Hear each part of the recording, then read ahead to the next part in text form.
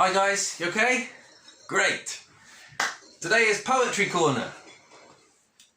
Do you recognise this guy? Probably not. He's called William Ernest Henley, and he wrote a poem called Invictus, which I'm going to read to you now. Out of the night that covers me, black as the pit from pole to pole, I thank whatever gods may be for my unconquerable soul. In the fell clutch of circumstance, I have not winced nor cried aloud. Under the bludgeonings of chance, my head is bloody but unbowed. Beyond this place of wrath and tears looms but the horror of the shade, and yet the menace of the years finds and shall find me unafraid. It matters not how strait the gate, how charged with punishments the scroll. I am the master of my fate. I am the captain of my soul. This was the favourite poem of Nelson Mandela. Now you may know Nelson Mandela was in prison for 27 years for his opposition to and activism against apartheid, which means the state of being apart. You know, since from the end of World War II, for many years, the blacks and whites in South Africa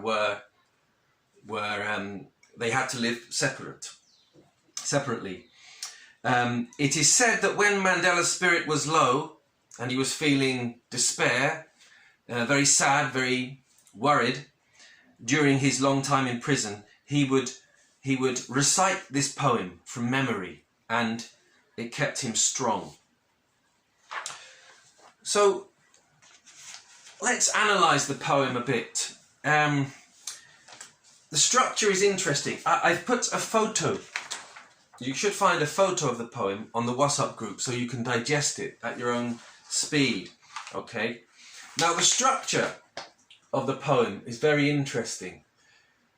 Each verse, there are 4 verses, and each one we find a contrast. Basically, dark versus light. I wonder if you could find some examples. It's an old poem, and poems, even new poems, sometimes are difficult to understand, so you may need to look at some of the words. Some of the words are quite archaic, but I think with a dictionary and 10 minutes of work, you can find some examples of the contrast that you understand. Okay, so each verse gives us dark and then light, dark and then light. Find examples for me, please.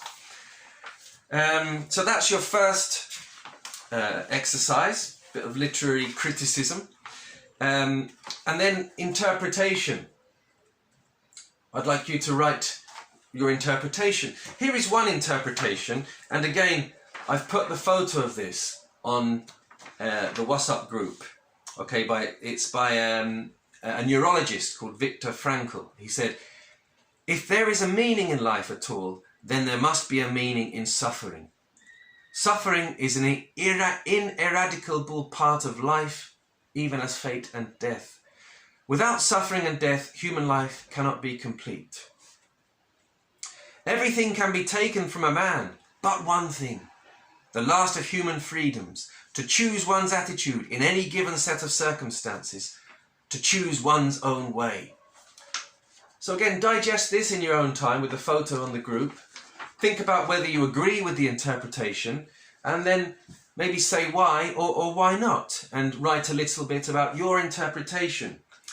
So, as always, you know by now, send it to me, Word document, or even directly in an email, okay, because I can copy that into Word and make corrections. So, Word attached or indirectly written into the email, padredemauro@gmail.com.